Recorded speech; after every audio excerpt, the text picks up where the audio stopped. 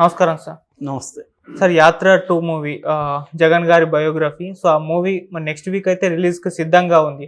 అయితే ఇప్పుడు ఈ మూవీకి పోటీగా పవన్ కళ్యాణ్ గారి 'కెమెరామన్ గంగతో రాంబాబు' రిలీజ్ చేయబోతున్నారు సార్.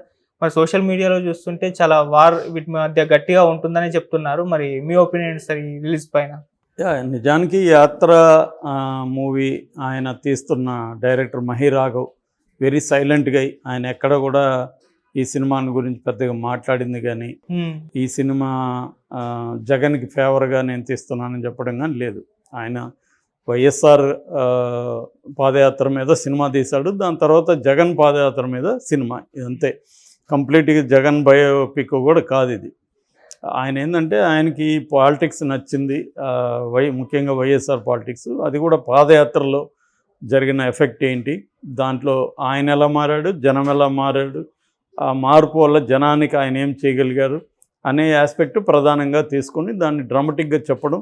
ముఖ్యంగా మమ్ముట్టి లేకపోతే ఆ సినిమా అంత స్థాయిలో ఉండేది కాదు. మమ్ముట్టి పెర్ఫార్మెన్సు, ఆయన క్రెడిబుల్ యాక్టింగ్ అంటే బిలీవబిలిటీ, ఆ పాత్రలో ఆయన లీనమైపోయి చేయడం, ఆయన నిజానికి ఒక రకంగా వైఎస్ఆర్ కంటే కూడా ఈయనతో కనెక్ట్ అయ్యారు జనాలు. అలాగా అదైనాక ఇప్పుడు జగన్ పాదయాత్ర కూడా పనిచేసింది. అంటే జగన్ పాదయాత్ర ఇమ్మీడియట్గా ఆయనకి 2014 అప్పుడు ఈమె పాదయాత్ర చేసింది కానీ పనిచేయలేదు. దాని తర్వాత జగన్ పాదయాత్ర చేసినప్పుడు జగన్లో ఏమేమి మార్పులు వచ్చాయి, అట్లాగే జగన్ ప్రజలలో ఏమేమి చూశాడు, దాని ఫలితంగా ఆయన ఎట్లా అధికారంలోకి రాగలిగాడు, వచ్చినా కూడా తను ఏమేమి పాదయాత్రలో హామీలు ఇచ్చాడు, ఏమేమి చేశాడు, అవన్నీ ఎలా ఇంప్లిమెంట్ చేస్తున్నాడు, ఇవి ప్రధానంగా ఆయన థీమ్. అంతేగాని రాజకీయ ప్రత్యర్థుల్ని బ్లేమ్ చేయడం, వాళ్ళని విలన్స్గా చూపించడం, ఆ యాంగిల్ కాదు ఆయనది. యాత్ర 1లో కూడా అవి లేవు. అందుకని లోకేష్ కానీ మిగతా వాళ్ళు కానీ వ్యూహం సినిమా మీద తీవ్రంగా విరుచుకుపడ్డారు. వ్యూహం సినిమాకి యాంటీగా కోర్టుకి వెళ్ళారు కానీ యాత్ర మీద కోర్టుకి వెళ్ళలేదు. తెలుగుదేశం నుంచి ఎవరు కూడా బలంగా యాత్రని చర్చించట్లేదు. కాకపోతే మరి జనసేన వాళ్ళు ఎందుకు ఈ సినిమాని ఇప్పుడు రిలీజ్ చేస్తున్నారు అనేది తెలియదు. కానీ వాళ్ళు ఖచ్చితంగా పొలిటికల్, ఈ సినిమా వల్ల ఏమైనా ఎఫెక్ట్ ఉంటే దాని చర్చని ఆపడానికి కోసం తెస్తున్నట్టుగా ఉంది. యాక్చువల్గా అప్పట్లో కెమెరామెన్ గంగతో రాంబాబు సినిమా 2012లో రిలీజ్ అయింది. అందులో కథ చూసుకుంటే జవహర్ నాయుడు అని ఒక ఎక్స్ సీఎం ఉంటాడు, మళ్ళీ ఇప్పుడు సీఎం కావడానికి ట్రై చేస్తుంటాడు. వాళ్ళ కొడుకు రానా బాబు ఉంటాడు. సో ఈ కాంటెక్స్ట్లో వాళ్ళ అరాచకాల్ని ఒక దశరథ్ రామ్ అనే ఒక పత్రిక నడుపుతున్న అతను బయట పెడతాడు. ఆ దశరథ్ రామ్ని రానా బాబు చంపేస్తాడు.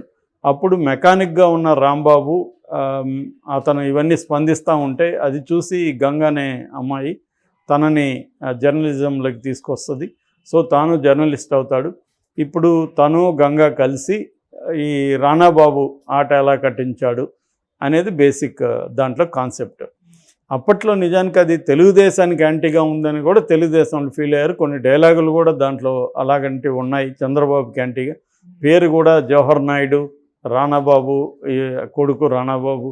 ఇది కొద్దిగా చంద్రబాబు నాయుడికి లోకేష్కి దగ్గరగా ఉంది. ఎందుకంటే లోకేష్ని కూడా లోకేష్ బాబు అంటారు, అది దగ్గరగా ఉంది. అప్పట్లో పవన్ కళ్యాణ్ 2012 కాబట్టి అప్పటికేమీ తెలుగుదేశంతో ఆయన కలవలేదు.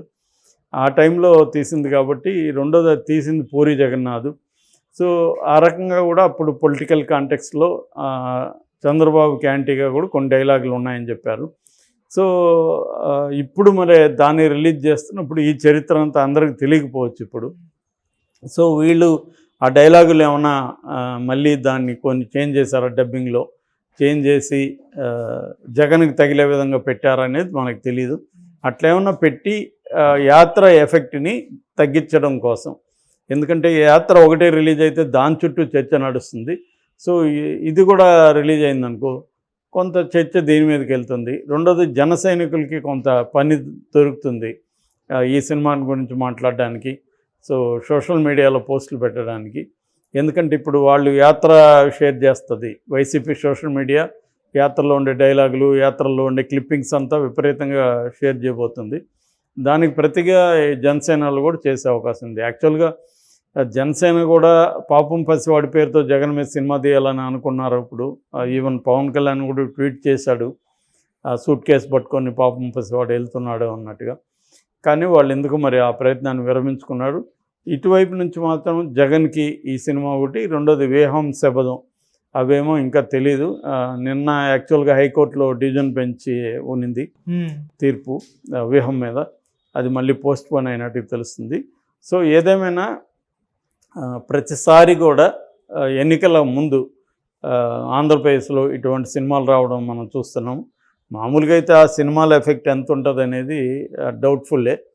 కాకపోతే ఏంటంటే ఎంతో కొంత ఇప్పుడు జగన్ పాదయాత్ర అవన్నీ వల్ల జగన్ని సపోర్ట్ చేసే వర్గాలకు అది కొద్దిగా ఉపయోగపడుతుంది. కానీ ఆల్రెడీ ఫిక్స్ అయిపోయింది తెలుగుదేశానికి ఓటేద్దామని ఫిక్స్ అయిపోయేవాళ్ళు ఎవరు కూడా ఈ సినిమాలు చూసి వైసీపీకి వేద్దాము అని ఎవరు ఎందుకు అనుకుంటారు? అట్లా అంత అమాయకత్వం ఏమి ఉండదు. ఈ సినిమా అని తెలుసు, ఇది ఎవరు తీస్తారని తెలుసు, ఆ క్రిటికల్ దృష్టితోనే దాన్ని చూస్తారు తప్ప ఇప్పటికిప్పుడు ఆ సినిమా చూసి అయ్యో జగన్ ఇంత మంచివాడా, మనం జగన్కే ఓటేద్దాం అనుకొని వెళ్ళి వేరు. అట్లాగే జగన్కి స్ట్రాంగ్గా ఉండేవాళ్ళు అలాగే ఉంటారు, వాళ్ళు సినిమాని ఇది చేస్తారు. ఇక స్వింగ్ ఓటర్స్ అంటారు, అంటే తటస్థంగా ఉండి ఇంకా నిర్ణయించుకోకుండా ఎవరికి ఓటేయాలని, ఇంకా చూద్దాం చివరి నిమిషంలో చూద్దాం అనుకునే వాళ్ళు దీన్ని చూసి ఏమైనా ఇన్ఫ్లుయెన్స్ చేస్తే చేయాలి. అది ఎంత మేరకు అవుతుందనే డౌట్ఫుల్ అది కూడా.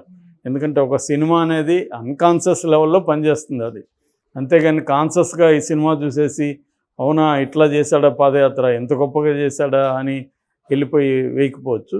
కానీ ఒక అన్కాన్షియస్గా సబ్ కాన్షియస్గా అది పనిచేస్తుంది ఆ సినిమా ఎఫెక్ట్ అనేది.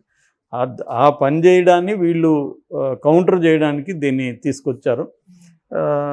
ఇది ఎంత ఎఫెక్ట్ ఇస్తుందని చూడాలి. ఎందుకంటే అది కూడా ఎక్స్ సీఎం ఇతను మళ్ళీ రానాబాబు సీఎం కావడానికి వాళ్ళ నాన్నను కూడా దాంట్లో చంపేస్తాడు చివరిలో. సో రానాబాబు సీఎం అవడానికి చేయడం, చివరికి రానాబాబు జనసంద్రం తొక్కిడిలో చనిపోతాడు. సో అటువంటి సినిమా కాన్సెప్ట్ అది నిజానికి ఇప్పుడు వైసీపీ వాళ్ళకి ఇదంతా బ్యాక్గ్రౌండ్ తెలిసి ఉంటుంది కదా, వాళ్ళు ఇప్పుడు దాన్ని అలాగే ఉపయోగించుకుంటారు. మళ్ళీ ఈ రానాబాబు ఎవరో కాదు, లోకేష్ బాబే రానాబాబు అని, జవహర్ నాయుడే చంద్రబాబు నాయుడు అని, వీళ్ళు ఇప్పుడు దాన్ని మళ్ళీ తీసుకొస్తారుగా ఎలాగో. సో ఇదంతా ఏంటంటే వీళ్ళకి ఒక ఆయుధం దొరికినట్టుగా వైసీపీకి, ఇటు జనసేనకి. సో తెలుగుదేశం వాళ్ళు దీనికి మళ్ళీ కౌంటర్ ఇవ్వడానికి వాళ్ళు ఏదో తీసుకొస్తారు. సో ఇలాగా ఈ సినిమాల చుట్టూ మళ్ళీ ఒక రాజకీయ చర్చ, రాజకీయ వేడి అనేది జరుగుతుంది.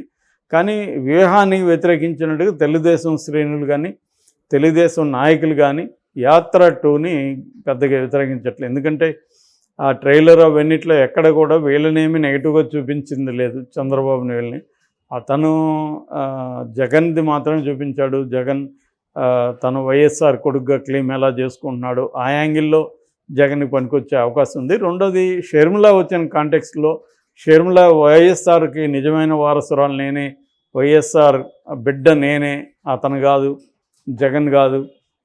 ఎందుకంటే జగన్ వైఎస్ఆర్ ఏమీ అమలు చేయలేదు, సో వైఎస్ఆర్ ఎక్కడ జగన్ ఎక్కడ అన్న ఒక నెరేటివ్ ఆమె తీసుకొస్తుంది. దానికి ప్రతిగా జగనే వైఎస్ఆర్ నిజమైన అనుచరుడు అని ఒక నెరేటివ్ని వీళ్ళు వైసీపీ వాళ్ళు తెస్తున్నారు. దీనికి ఈ యాత్ర 2 కొంత పనికొచ్చే అవకాశం ఉంది. ఎందుకంటే దాంట్లో క్లియర్గా వైఎస్ఆర్ ఎలా జగన్ గైడ్ చేశాడు, సో వైఎస్ఆర్ వారసుడు జగనే అనే ఒక ఎస్టాబ్లిష్మెంట్ దాంట్లో ఉంది క్లియర్గా. ఆ రకంగా వైసీపీ వాళ్ళకి అది ఒక ఆయుధంగా పనికొస్తుంది షర్మిల క్యాంటీగా. అంటే షర్మిల కాదు వారసురాలు, జగనే. నిజంగా వారసురాలు అయితే ఇన్నేళ్ళు ఆమె ఎందుకు తెలంగాణలో పోయి పనిచేసింది? ఎందుకంటే వైఎస్ఆర్ పనిచేసినప్పుడు ఇక్కడ కదా ఆమె వచ్చి పనిచేయాలి. అది చేయకుండా ఇప్పుడు సడన్గా వచ్చి నేను వైఎస్ఆర్ వారసురాల్ని అని అంటే ఎవరు ఇక్కడ నమ్మరు అన్న ఒక యాంగిల్ని వాళ్ళు తీసుకొస్తున్నారు. దానికి యాత్ర 2 ఖచ్చితంగా కొంతమేరకి పనిచేస్తుంది. అంతవరకు తప్ప అంతకంటే పెద్ద వైసీపీకి ఏమీ ఉపయోగపడదు. మేబీ జగన్ కూడా ఎవరో తీస్తున్నారు తీని మంచిదే అనుకోవచ్చు తప్ప తనే అదే పనిగా బడ్జెట్ పెట్టి ఇలాంటి సినిమాలు తీయండి అని అతను చెప్తాడని కూడా మనం అనుకోవాల్సిన అవసరం లేదు. నిజానికి తెలుగుదేశంలో కూడా ఆ రకంగా ఏమి జగన్ క్యాంటీకి సినిమాలు తీయాలనుకోలేదు. ఒక ప్రతిధ్వని 2 మాత్రమే రాబోతుంది అంటున్నారు. అది ఒక్కటే ఉంది, అది కూడా నారా రోహిత్ హీరోగా చేశాడు. దాంట్లో కూడా జర్నలిజం బ్యాక్డ్రాప్లో మూర్తి, TV5 మూర్తి డైరెక్ట్ చేశాడు. ఏదేమైనా ఈ 2 సినిమాల ఇంపాక్ట్ అయితే ఎక్కువ ఉంటుందని అయితే మనం అనుకోవాల్సిన అవసరం లేదు.